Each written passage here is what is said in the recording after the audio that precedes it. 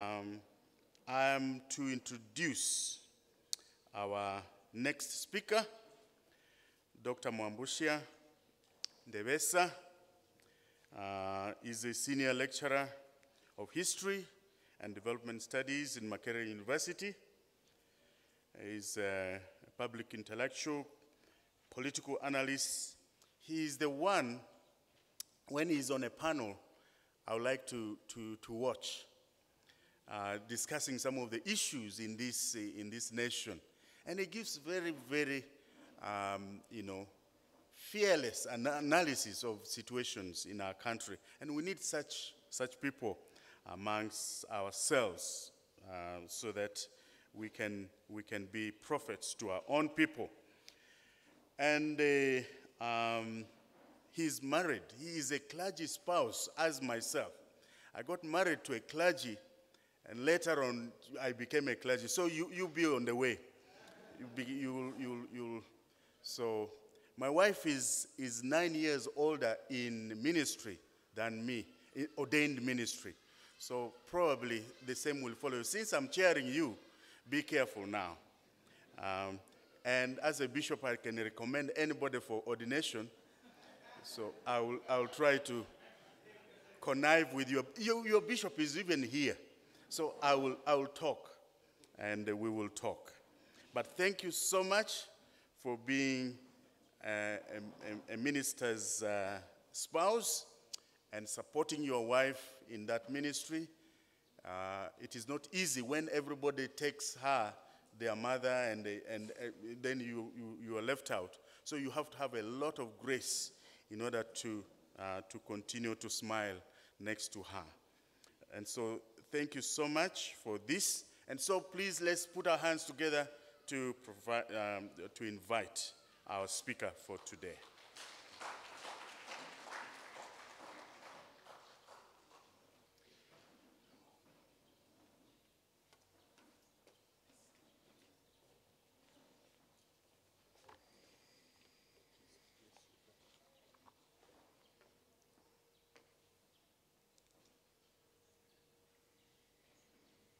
Good morning, everybody. Thank you, Mr. Chairman or Bishop Chairman, the Vice Chancellor, other dignitaries here, and as Ugandans say, all protocol observed. I have already been introduced. Mwambushia Ndebesa is my name. I rarely use the Christian one. I have it. It is Patrick.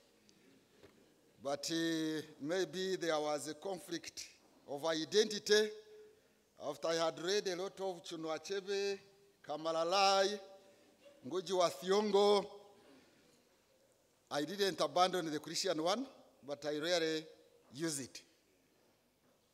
Having said that, I want to thank the chairman for that generous introduction. I hope you have not raised a lot of hope, and you will risk to have introduced me wrongly. Glad to be at Uganda Christian University. I am remotely associated with it through my wife because she was a student here in the School of Theology a couple of years ago. And I want to make some disclaimers today before I begin. One is that I don't want to tell you what you want to hear, but what you should hear. Two, I'm not basically talking about the Christian family, but just the family in general, including the Christian family. And three, the theme of this conference, among other phrases that were there, was linking the family to nation building. So I will concentrate on or focus on looking at the family and nation building. To put it differently, the public role of the family. Because besides the private role, it has also the public role. That's why we are saying strong family and strong nation. So I thought I needed to make those disclaimers before I begin, and you say I did not talk about this or the other. I have already told you how I'm going to talk and what I'm going to talk about. The title is The Family with Adjectives. I think if we go back to our P7 English language, those of us who did not continue with it, you probably still know the adjective. But I will just mention it a little bit in the passing. Structure of the presentation. There will be an introduction, conceptualizing the family. The ecology, that ecology is the social ecology, not the vegetative ecology or the environment ecology. That is the context of the family, functions of the family, the paradox. We shall also explain what I mean there, of strong family bonds in relation to the nation. The family in a marketplace, where is the family going in the future? Introduction. An adjective explains a noun.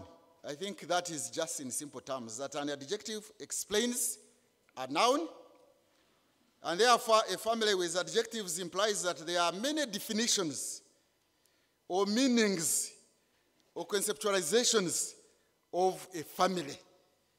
So when we talk about a family, please don't look only at your family or the category of the family that you belong to, but know that there are very many kinds or types of families out there.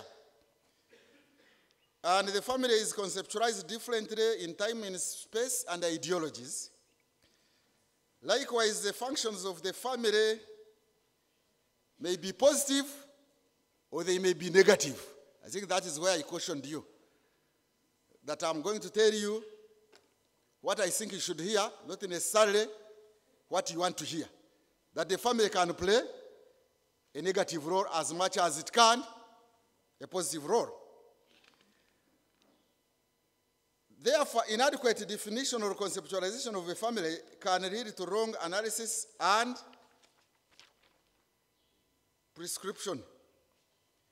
Conceptualizations of the family, this one where we had these adjectives. A family can be conceptualized in terms of the structure, family structure. A nuclear family, extended family, monogamous family. Now we are talking about even a virtual family or even a weekend family, etc. You can also conceptualize a family from civilizations. Ancient family, traditional family, modern family, Victorian, African, Western, Arab family, etc. These are civilizations. Likewise, a family can be conceptualized through religion. A Christian family, Jewish family, Islamic family, Hindu family, etc. But it can also be defined by the philosophy. You either have an authoritarian family, a democratic family, permissive family, atheist family, patriarchal, market society family, etc. So also philosophies, secular philosophies, can also define a family. So each of these family categories has defining norms that distinguish it from the other. Some family norms are positive and others are negative. That's what I was saying. Maybe also to comment that a norm or norms are unwritten rules. I think we are now used to written rules, constitutions, acts of parliament, regulations, but there are those which are not written. They are written in the hearts of the people. Those are norms. The family social ecology. To understand the family and its functions, or even dysfunctions, you must ground it in a wider social context, or political context, or even economic context. For example, the economic foundations of the family matter a lot, And when you want to understand a family, you situate it in the existing family, economic system. The feudal family is different from a market society family. Capitalist family could be different from a typically peasant economy family or subsistence economy family. So economy impinges also on the type of family that a society has. That is what I was explaining there. The norms of a peasant family are different from those of an urban or market society. The family norms of a monocultural society are different from those of a multicultural society, or they should be different. They are, or they should be different. The norms of a monoreligious community, there are some countries which are monoreligious. You find in Saudi Arabia, they are all Muslims. I think in some countries like Philippines, maybe, no, not Philippines, that's not a good example, but there are some countries which are largely Christian or Hindu or Buddhist.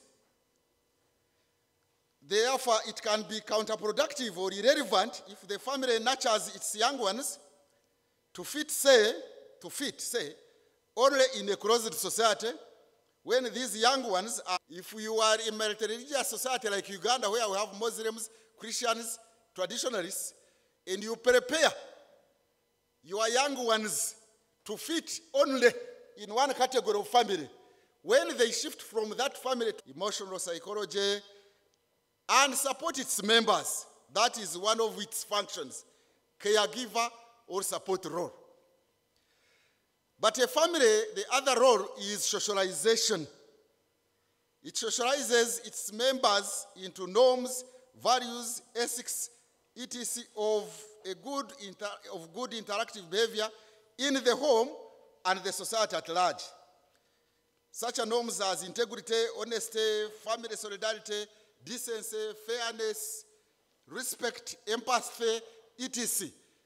That's the role of the family, to socialize its members into these positive norms of society, which make it possible for interactive behavior that does not destroy the society.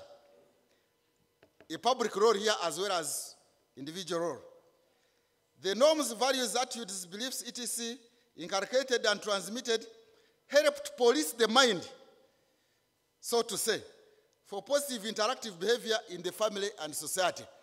You see, having these roles, written ones, enforced by the state are not enough, because the state is not everywhere. The state is not with you all the time. So we need some other norms to police ourselves, so that there is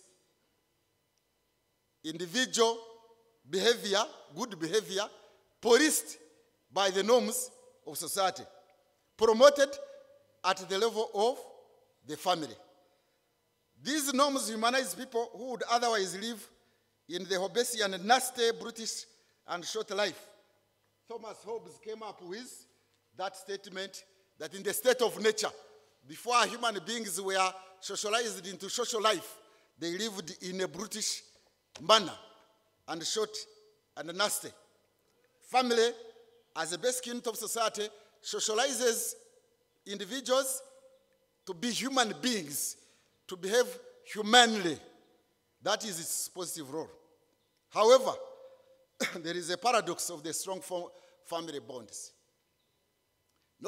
Make no mistake, I have already said and told you that the family has positive functions for its individual members, but also for the wider society, the public role.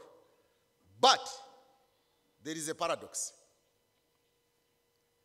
A paradox is something that more or less contradicts the normally accepted definition or perception of something. It is the opposite. Like somebody tells you that when you, Mukono town, Mkono town is now for me, not for you. It is on my right. You get it? Yeah? So when I'm directing somebody to go to, which is this place on this side? Eh? This side? Center is this way. Supposing I'm directing, what do we call that place? Whatever. If I'm directing somebody to go there, I will say, when you are going there, which you are calling there, please take the left. If you take the right, you'll go the wrong way. The right has become wrong. That's a paradox, isn't it? Yeah? So the family facilitates the promotion of strong family bonds and ties. That's what it does. These family bonds in turn facilitate how the family members provide social care, biological care, support, and protect their members from very many hazards. And these family bonds are assumed to be building blocks. Maybe that blocks was supposed to be K. For a wider society, such as a tribe, a nation, or even global citizenship. So that's the assumption. But paradoxically, building blocks without cement cannot build a house. If we use that metaphor. If you have building blocks there, even if they are made of good cement and sand, without cement, will they build a house? Yeah? They will not.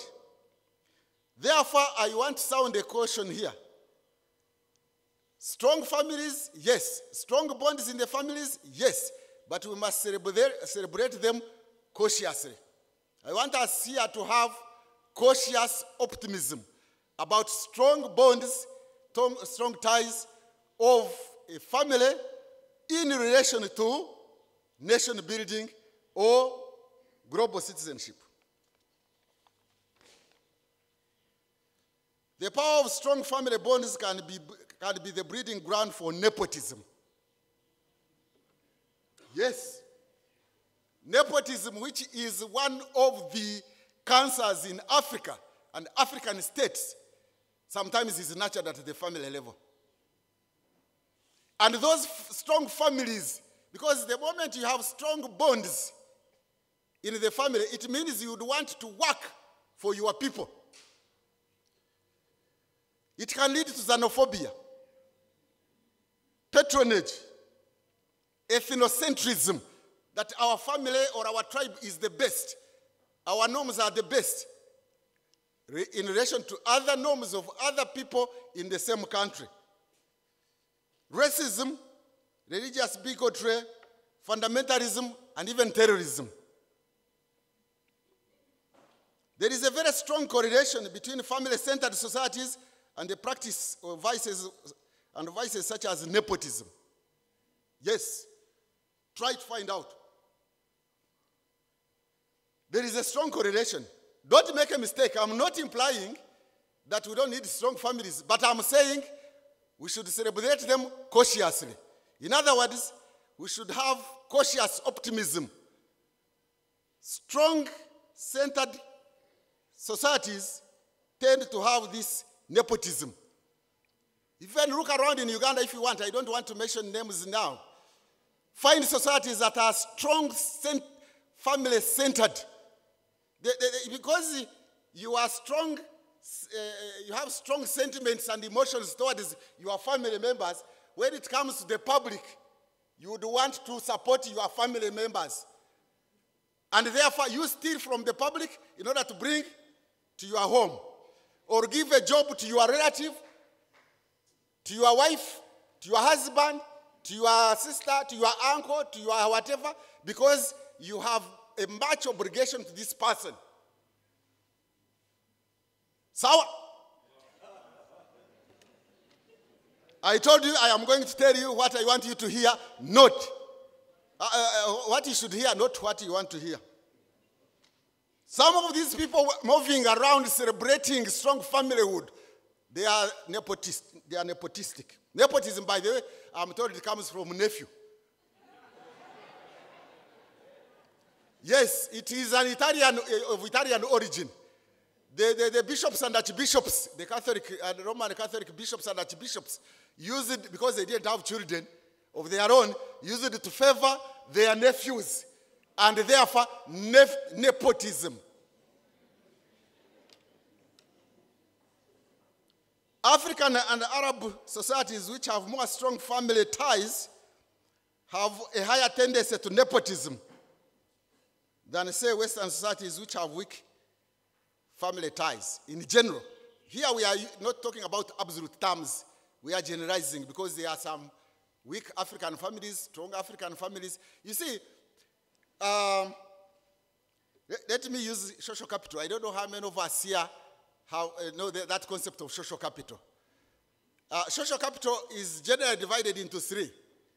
There is a bonding social capital, bridging social capital, and linking social capital. Now, you are likely to have bonding social capital, strong family bonds, but without bridges. You get it? Strong, but without bridges. So when it comes to nation building, it can cause trouble. So be careful, be cautious, but don't abandon having strong family bonds. But be cautious. They can breed nepotism, among others. Members in a family-centered societies have a higher propensity to support their kin and kith at the expense of other non-family members who are citizens in the same country or region. But even at a global level, we have problems. In India, they have very, very strong family bonds, but they also have the caste system. And definitely the caste system is not positive. Let me talk about the family in a marketplace. Some of these views, you will get them in the paper, which is still by draft, which I had already sent, but it explains more about that. The family in a market society. Now, our society is a market society. Neoliberalism, capitalism, and whatever. And you know the norms of the market society which have invaded our societies. And Uganda is a role model of neoliberalism and these structure adjustment programs and everything in Uganda. And we now have a market society, market behavior, market norms. But these market norms are Chiwani. It is a Chiwani economy. I will take, therefore, the market society as an example of contradiction between strong family norms and the negative role of the family. Continuously, I will tell you, I am not saying there is no positive role. The economic foundations of a traditional family society are slowly disappearing because of very many factors. Yesterday, I had people talk about the media, globalization. For me, I'm talking about the market economy, market society, market behavior. Uganda, since the 1990s, has been the role model of a market economy and market society in the whole of Africa, characterized by materialism and individualism. And the markets have the inherent tendency to reward those who are ruthless, who are selfish, deceptive, and hypocritical. Yes, if you go to the market we have, like in Uganda today, if you are not ruthless, if you are not selfish, you are likely to get out of that market. And now it is the same family members who are in that market. And when they go at home, they talk about decency, and what? And integrity. In the following day, they are lying to you. How much did you buy this pen? Only 400. I am just getting 100, even when you bought it at 200. He's lying to you. That's a deception. And the markets have the inherent tendency to reward those who are ruthless, selfish, deceptive, hypocritical, and others. There is somebody who has written a book on that one in Uganda. It is called, the title is The Moral Economy. The Moral Economy of Uganda. Economic trickery, fraud, ETC have invaded our society. When you try to link market morality and family morality, you get a lot of contradictions.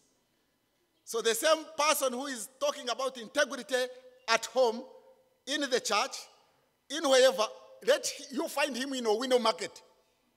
You will see what he will be telling you. Do you have these papers with you? No, I don't have. Where can I find them? Let me look for them for you. Then we have ghost this and ghost that. Ghost teachers, ghost students, ghost lecturers, ghost pastors, ghost I don't know what. All these impinge on family morality. And in a market society, everything for sale is for sale. In a family moral society, you cannot buy everything. But in a market society, which has invaded us, without exception almost, everything has become for sale. You know, these days, even Kwanjura, you know, these introduction marriages, the Sengas who are supposed to promote family morality are also hired. How can somebody who has been hired begin teaching you the morals in a family? Sengas are hired. Uncles, these uncles who are speakers, you see, in the middle of the Kwanjura, he starts announcing his office somewhere. This was the Mugurusi. This was the old man. All of a sudden he says, you find me on Kampala Road. Mourners are also hired, that you are hired to go and cry so that, you know. And then when you reach home, then you are a good family member, you are cultured, you are traditional, you don't want Western things. You are already hiring mourners.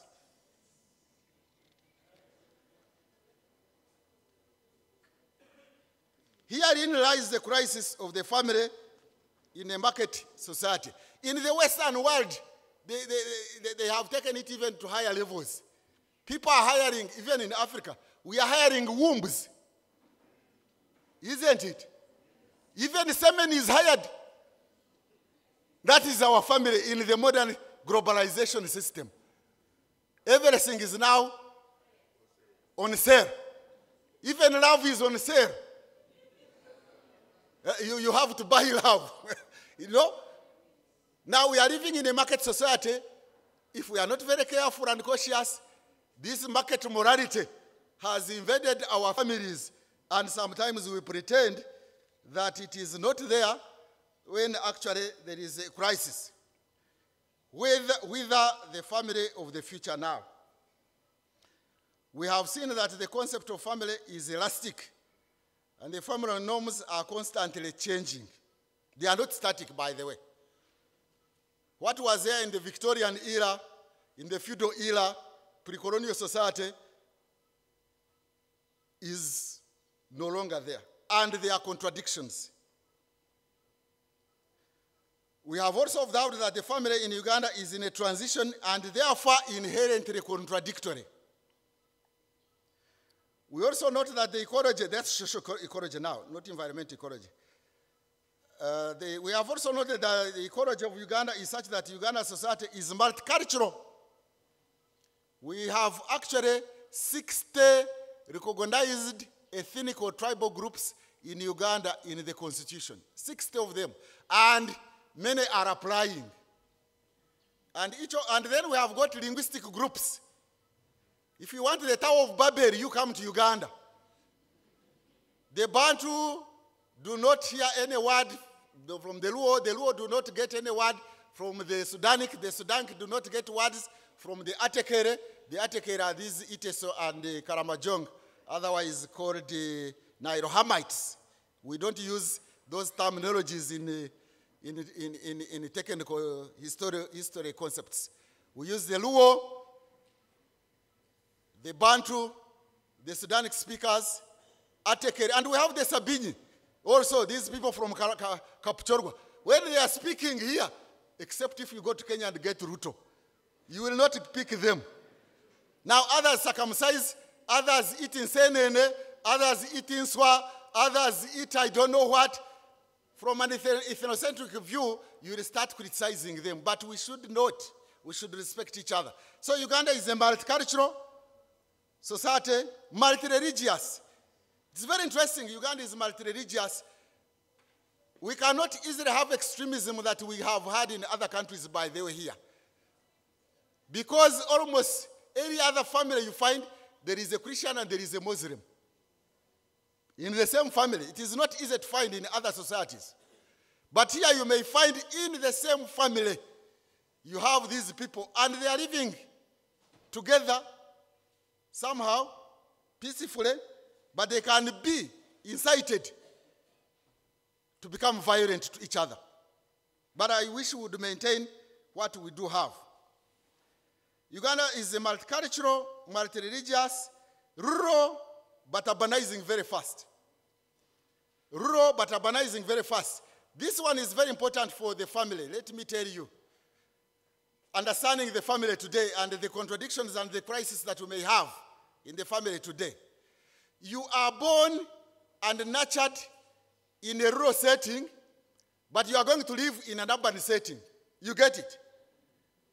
So, your parents, your family might nurture you in the norms of living in a rural, peasant, agrarian society, but very soon you are going to go in an urban market society, multicultural, multi-religious society elsewhere.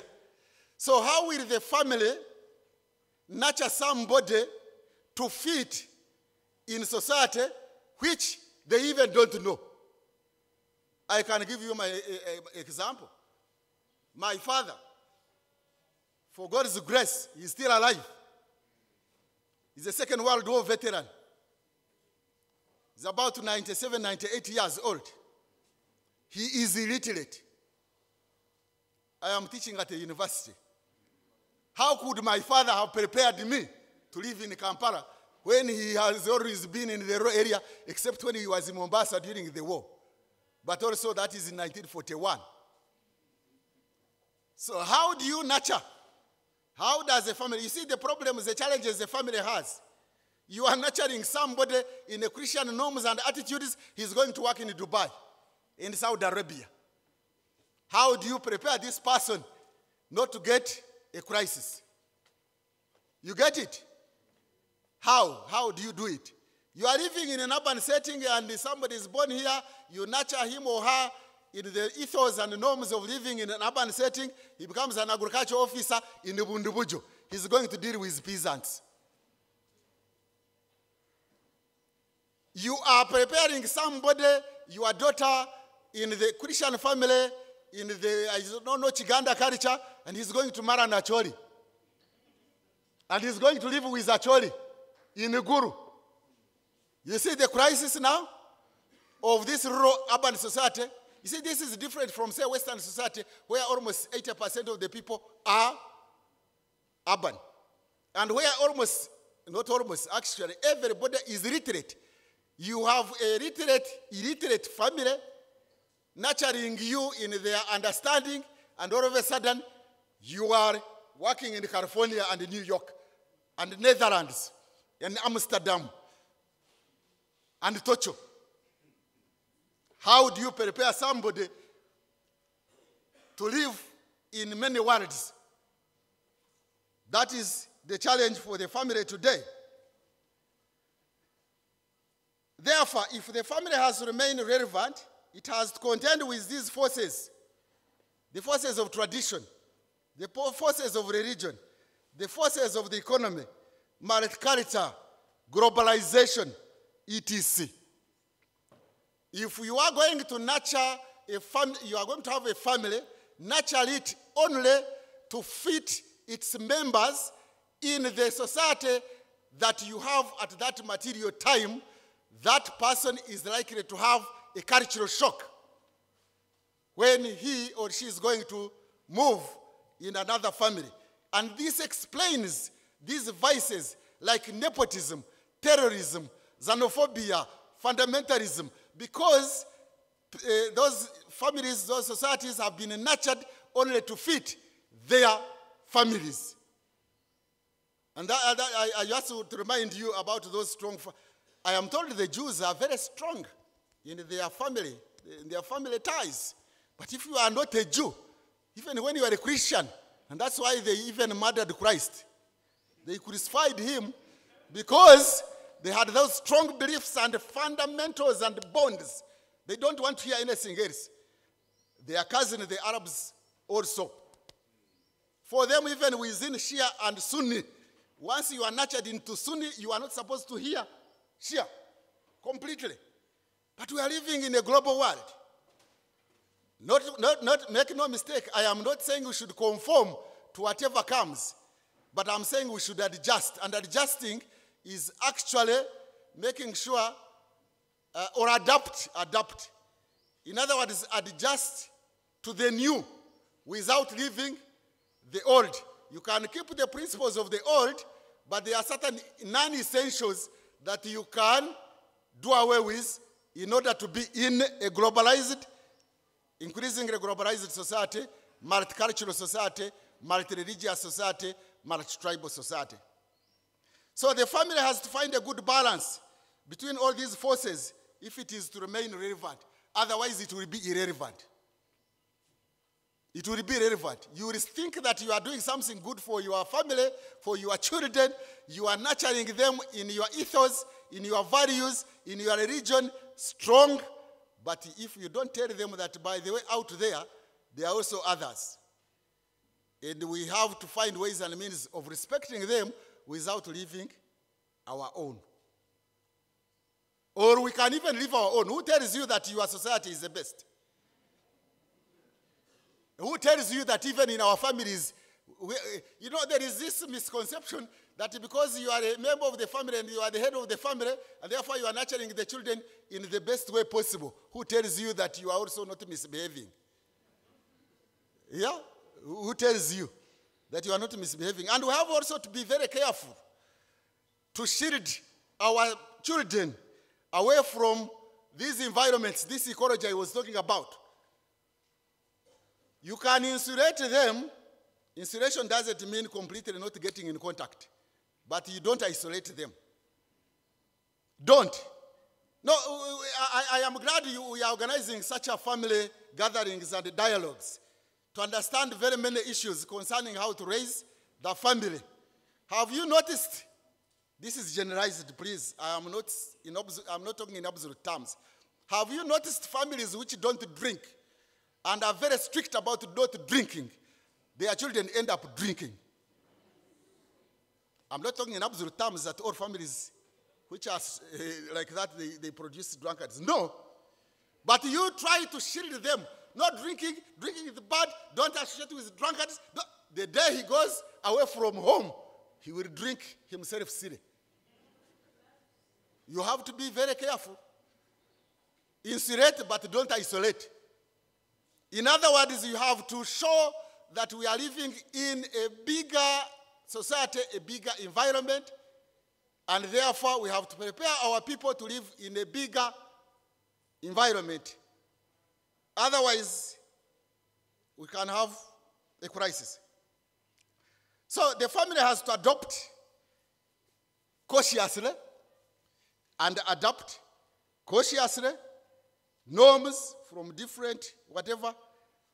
Maybe all religions have got good and bad things, by the way. Yeah, don't think that your religion is the best and therefore it has always done good. I guess most of us are Christians here. Yeah? Christianity that produced Mother Teresa is the same Christianity that produced Chibwetere. Yeah, isn't it? I know those of you who have done religious history of religion, of Christianity, you know the Inquisition. You know the Crusades. But at the same time, the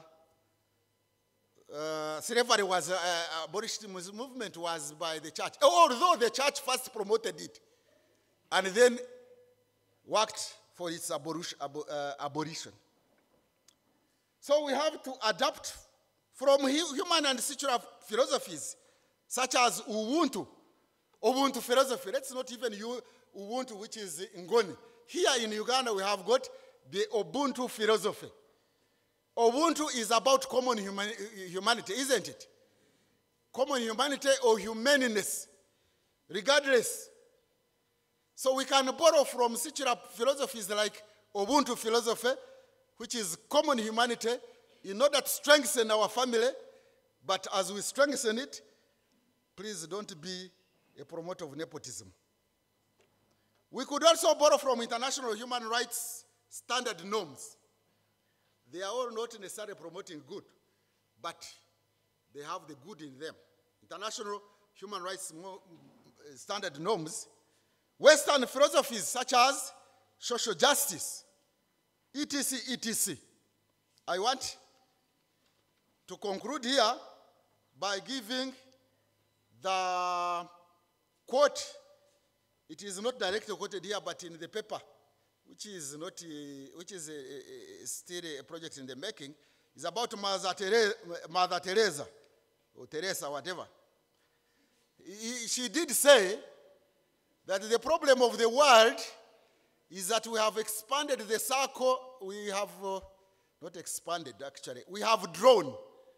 The problem of the world is that we draw the circle of the family too small. I repeat, that we draw the circle of the family too small. When you draw the circle of the family too small, it will fail in its public role.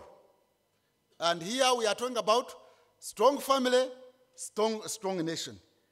But although strong families, strong bonds in the families can create a strong country, they could also be building blocks without cement. They could also lead to having bonds, strong bonds, without bridges. And therefore, we must find ways and means of creating strong blocks for nation building, but also think about the cement to bring these different blocks together. We must build strong family ties, but not at the expense of nation building where we have nepotism. The problem in Uganda is that people do not think about public morality. You have seen people stealing elections and jubilating. You, most of us, that rigging is not very bad. That you can rig, go to court, courts find you guilty of rigging, but you go and stand again. That you go and vote twice, you go back and win elections, and you are appointed a minister. So we have to look at family bonds, morality, norms in a public way. And therefore, that is why I encourage us here that when we are looking at family values, family norms, we should look at the role of the family, the public role of the family in creating strong nations, strong regions, and global citizenship. I thank you very much for listening. Thank you very much.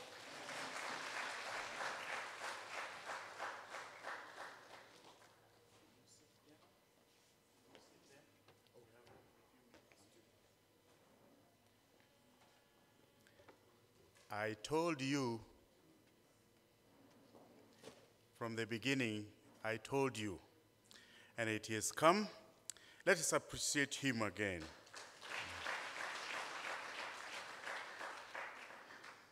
Yes, these adjectives of the family have come to us.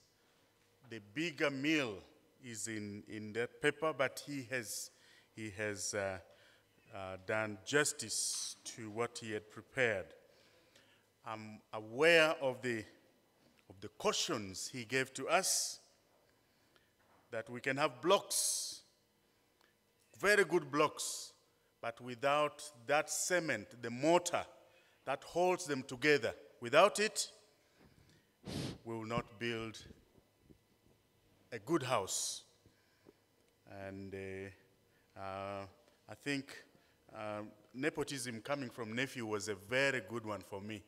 You know, I like my nephews, and so nephews are really loved. And if these negative things come out of that wonderful experience of mine with my sisters and my brother's children, then I need to be cautious indeed. And so, yes, we are here. What are some clarifications you want to ask him to do? And what are some questions do you have for him and for us all? And we have just about 10 minutes to do that. And let's do it chop. Yes, one here, one down there, 2, 3, 4. Let's do that first. Give to... John Senyonyi is the name. Just wanted him to clarify. First of all, thank you so much for the presentation. You started out sounding a little fearful that you are going to be controversial, but I think you've been very helpful to probe our minds. The issue is about nepotism. I want you to elaborate a little bit further because quite often the problem is we term anything, any relationship, any employment of a relative, nepotism, or even tribalism and so forth, without necessarily looking at the suitability of the candidates that have been put there. And you also did say that it's very common in Africa. Actually, Donald Trump himself has had his family very involved.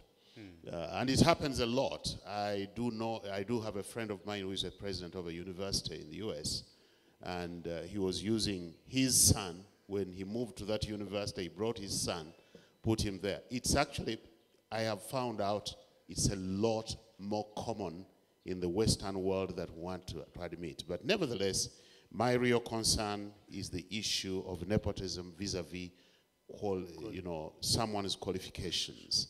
And I think it's important because quite often we become judgmental on something. By the way, I need to say I don't have a relative that I have hired in this university. Thank you very much. You have forgotten I'm related to you somehow. That's okay. Yes. Thank you. My name is Robbie Mhumza, and thanks for your presentation. You talked about values being inculcated in the home, but then when this person goes out, he behaves differently. We're talking about integrity and honesty, all these important things. But the moment they leave the house in the marketplace. So my question is, what is it we can do as families or parents to ensure that what we inculcate in the home, that's noble, that's positive, is reflected when we go out or our children go out so that there is no hypocrisy. What they are at home is what they also are in society. Yeah. What is the missing link to bring about consistency in values and behavior? Thank you. There were 2 people here, this side, behind you. There's one here, and there's one, and there's last one there.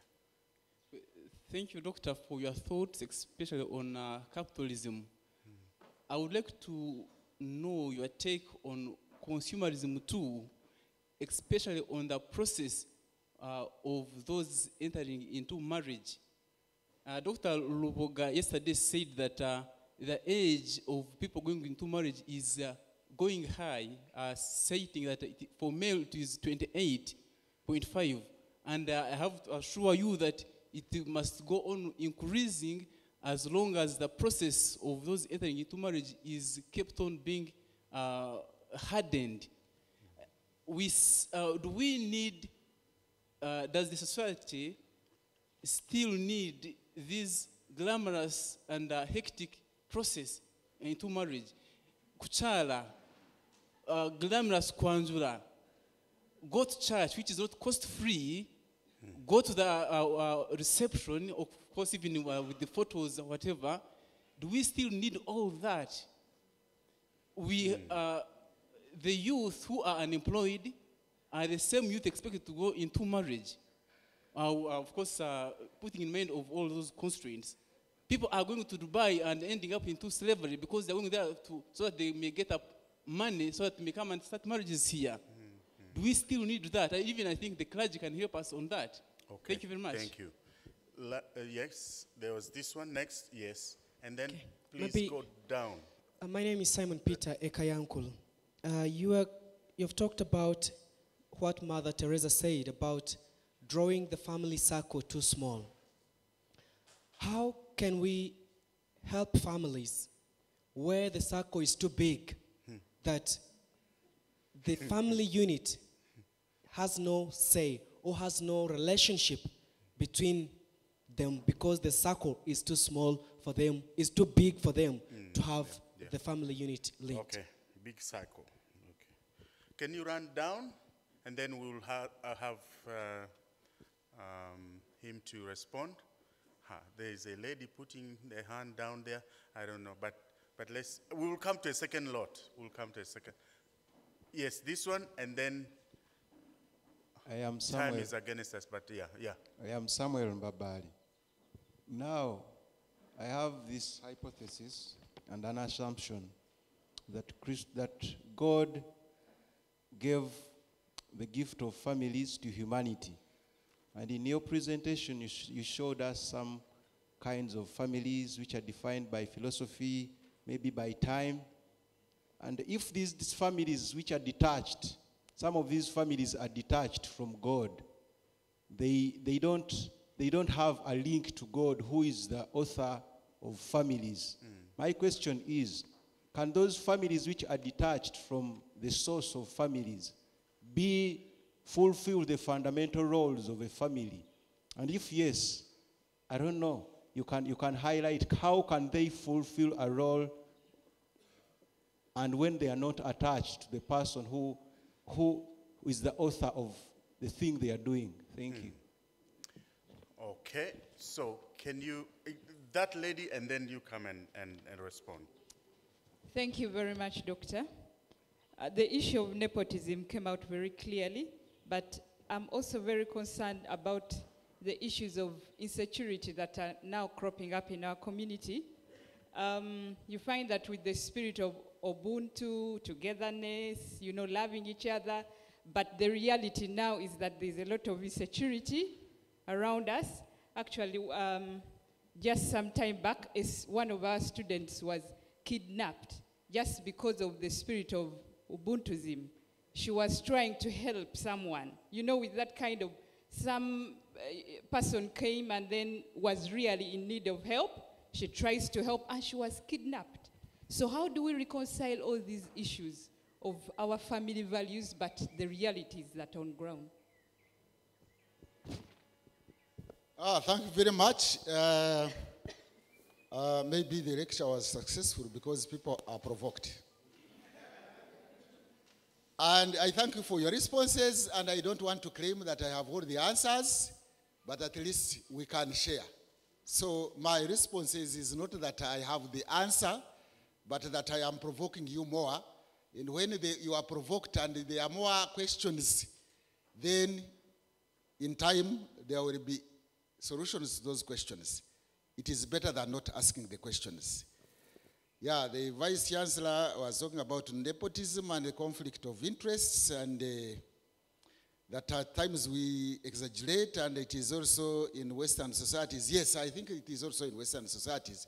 I cautioned us that we should not talk in terms of absolute terms. But I think these ties are more in Africa, Asia, and Europe. But anyway, even in the others. But the question of nepotism is a reality. Let me give you a graphic example.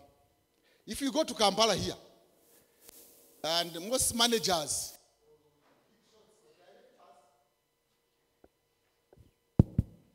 normally sit on the last floors. They don't sit on the ground floors, yeah? Now, when you enter, and you do not know the ethnic group, the ethnic belonging of the manager or the director, who is seated on the 8th floor, if you want to find out, you don't need to do a lot of survey research. Just hear the language of the people on the ground floor. The house, the personal assistant, the bodyguard, the sweeper,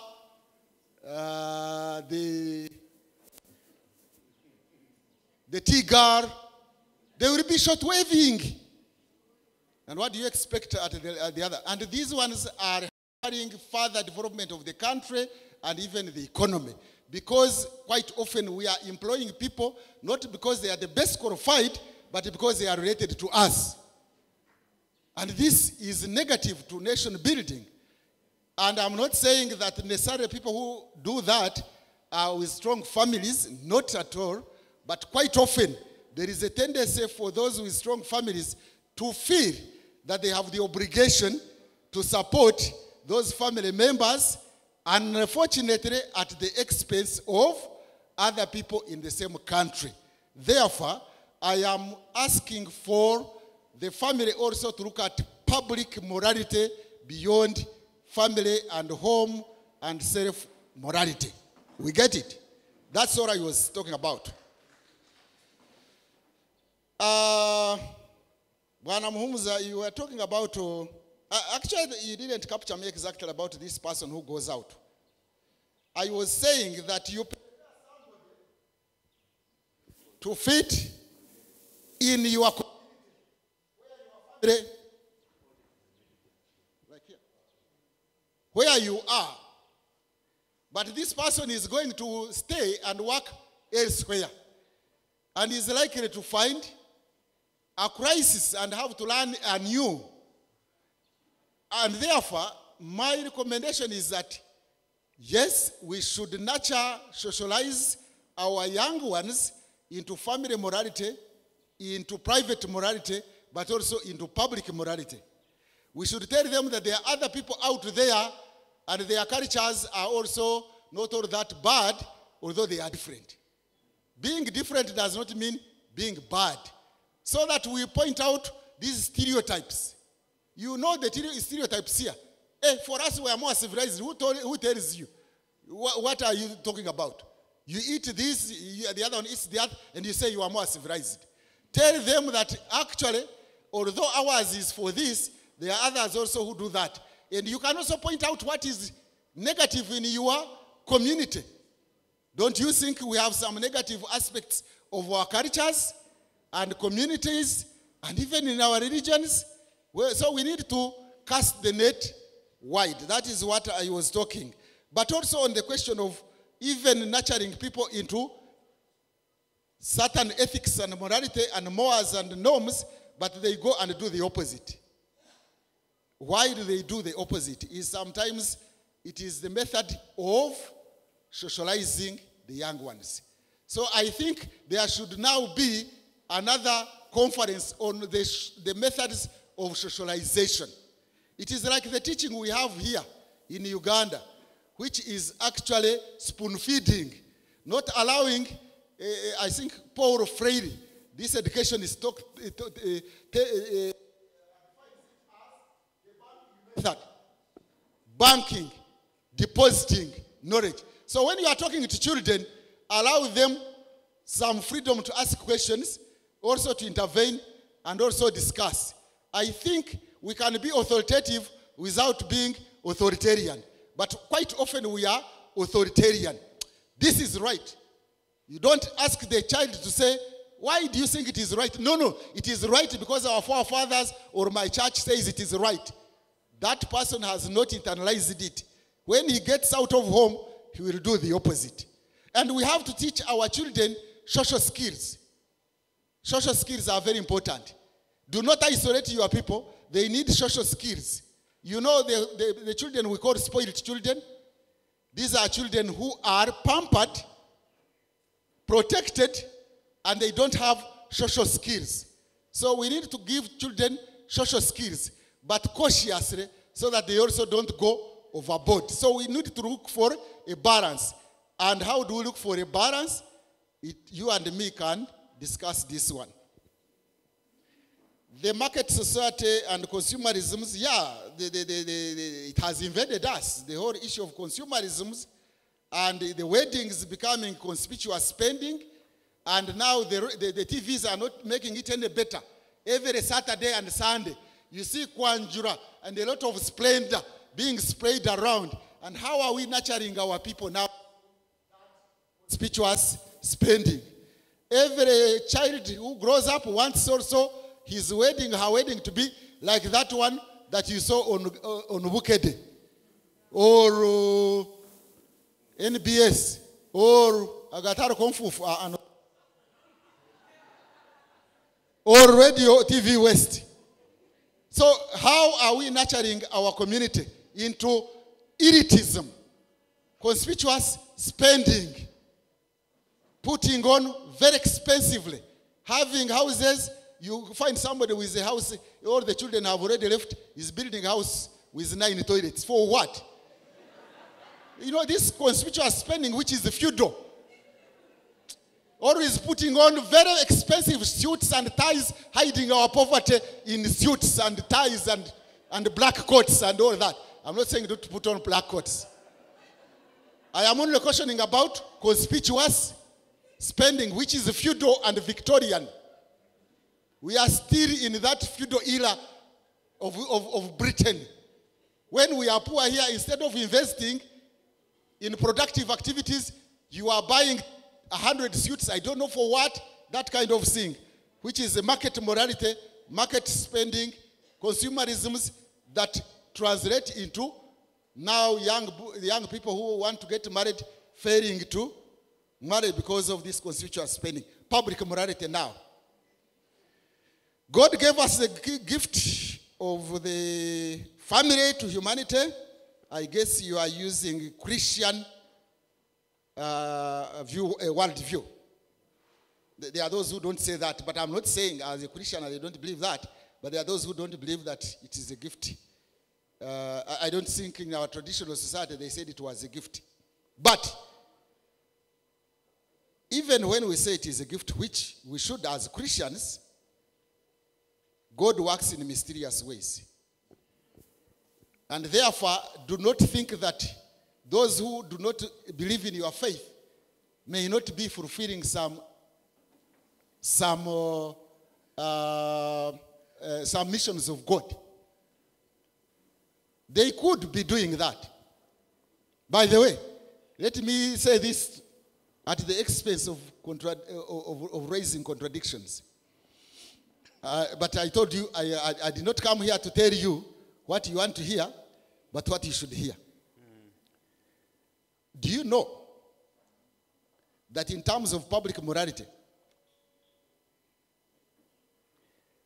atheist countries like New Zealand, Japan, Denmark, Norway, Sweden, when it comes to public morality, they are better off than most families of Christian norms? Are you aware? In terms of stealing, in terms of killing, in terms of nepotism, in terms of even concern for their neighbors. The difference we have with them as Christians is, of course, that religion or Christianity is not about morality only, because that would be ethics and integrity, but it is also about eternal life. But when it comes to public morality here, atheist countries are doing better. But there are other reasons why they are doing better, because they are also rich. But, so, please, look at other families also and other societies, even those who are atheists, in terms of public morality. But when it comes to issues of eternity, that's a different matter, which I'm not discussing today. But as a Christian, I believe in that one. Nepotism and Ubuntu, yes, life is full of contradictions. Life is full of contradictions. But I think also we know that we have to have courage. And courage is sometimes doing what you believe in, not the cost it may have to you. That's why our Lord Jesus Christ had to sacrifice. I'm not saying we should recklessly sacrifice, but sometimes we have to be courageous and do what we think is right, according to our principles, even at the risk of our comfort. Therefore, we cannot say that we shall abandon helping, but we have to be cautious, because we are not saying we should harm ourselves, but at least let us be courageous, sometimes to do certain things for the good of humanity and our faith. I thank you for listening. Thank you. Let me have another round. Thank you. Thank you. We are going to have another opportunity to engage with this topic in the seminar place, and some way forwards will be found from there. But we want to appreciate Professor for what he has done. Please, let's give him an applause again. There are so many concerns in our society, and I want to thank him for bringing out some of these things we gloss over and thinking that, you know, our side is the better side. And on some of these expenses, I was in a village somewhere where actually when you reach a certain road, they say it looks like there is no village ahead of you. But somebody was introducing there with the drones and what have you. They brought all these sophisticated instruments, and you know, the cameras were not this one. They were drones up, and they were, you know, people were just mesmerized. They didn't know what these things were. And now I said, how can you spend this much to come and introduce to this village girl and just, you know, spend this? It was a filthy spending. That was really wrong. But there we are. And yet this is being spent not in a church service, but just paying dowry of many cows and many, you know. So these are some of the contradictions with which we are living. And finally, one word I want to take from him is that stereotyping is not the cement with which we can build strong families or strong nations. And stereotyping is amongst us, and we make these things, oh, for us, we are different. For us, or for them. That is the case for this kind of people. And it is always, it creates negative energy in society. But we want to thank you, Professor, for this wonderful time you have given us. And we are going for the seminars, but we need some guidance. So I would like to ask our brother Kisenyi to come and guide us, and so we move forward. Thank you. Thank you very much, Bishop Obetia, for guiding us through this session. Now, delegates, in the interest of time, we are running behind time. We are going for the panel discussions, and we shall use the same rooms, M1, M2, M3, and M5. So if you look at your program, we are at panel 13. Panel 13 will be in M1, panel 14, M2, panel 15, M3, and panel 16, M5. Okay? 13, M1, 14, M2, 15, M3, and 16, M5. We have 45 minutes strictly in these discussions. Then we come for a cup of tea, and after that we join in the community worship. So the session chairs, please manage the time, okay? So can we get moving?